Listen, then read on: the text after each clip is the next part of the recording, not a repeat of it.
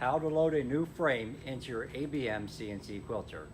First, make sure the appropriate barcode is affixed to the frame. Once you have the barcode fixed, you take your thumb drive. On the side of the touchscreen, there is a port for the thumb drive. You plug your thumb drive into that port.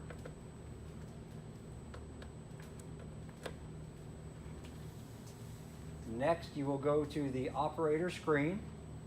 On the upper right hand side, there's a button that says lock. You want to press that so you can unlock the screen.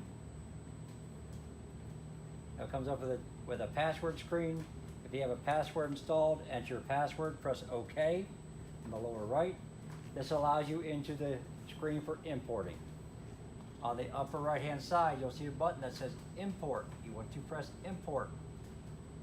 You want to select drive D, which is normally your USB drive. In that drive, you will see a name for the frame. In this case, 49.5 by 29.5 frame.dxf. Highlight that frame, hit import on the bottom right. It has now imported the frame. Press OK. To return back, you'll see that the frame is located on the screen.